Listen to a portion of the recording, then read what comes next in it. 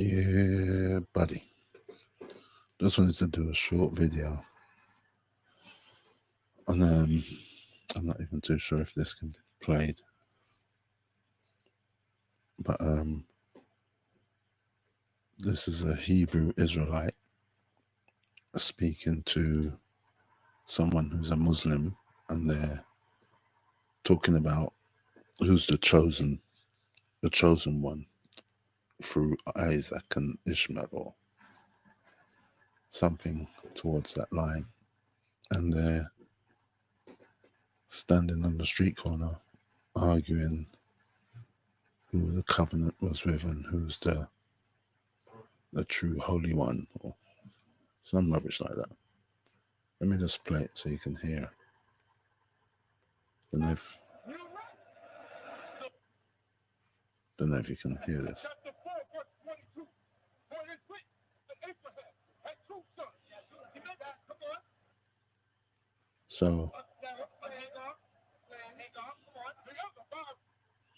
So you can see that there he's talking about Abraham had two sons. So because the Muslims come through the line of Ishmael, and these Israelites come through Israel, they're arguing who was the seed promised to. So let's just hear them talk. If you can hear it out there, let me know.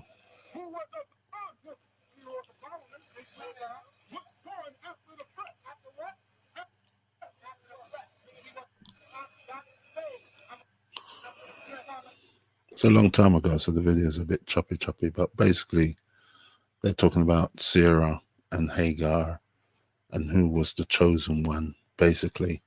So the Muslims, the guy over there, he's a Muslim, and these two Hebrew Israelites, and he's basically arguing that Hagar was the chosen, and they're saying that Israel was the chosen. But this guy who's reading the Bible, you know, if you're reading the Bible, you're kind of preempting what's coming next, because the guy beside him is saying to him, read. And so if you're saying to someone, read, then you're going to kind of preempt the next verses down. So I'm not too sure if it's clear on the internet what they're saying, but I'll give you the quotes afterwards. So let me just play it again.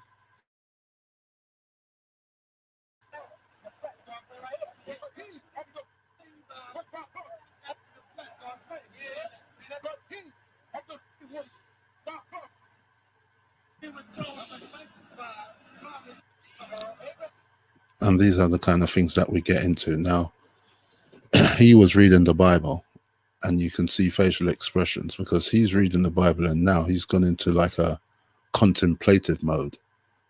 Because if you're reading the verse that they're reading, this is the verse that they were reading, Galatians 4:22.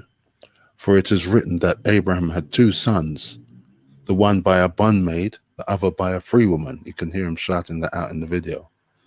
But he who was with the bondmaid was born after the flesh, but he of the free woman was born by promise. And that's where the video kind of end. So they just kind of started debating on, you know, Sarah was the chosen and Ishmael wasn't. So, but if you go further down, like this is what I think the guy was contemplating on. If you just read further down to 24, it states which things are an allegory.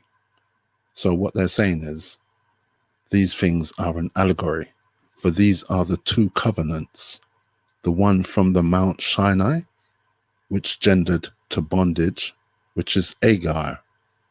So basically they're saying Agar, because she was an Egyptian woman and the Israelites were in Israel, that's why they were making that analogy. But you see, they were taking it literally, as though this was literal, even though the next verse below said it's an allegory. What's an allegory? An allegory, plural noun. Oops, let me just go back to that. So what's an allegory? An allegory, plural noun. A story, a poem, or a picture which can be interpreted to reveal a hidden meaning or typical moral or political one.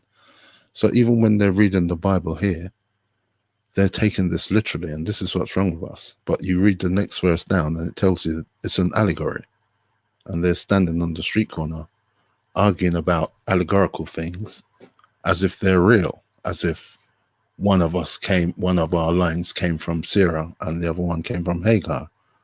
And like thousands of years later, we're still arguing about we're from the lineage of these people. Like, it's just utter madness in the things that we're sitting up there talking about.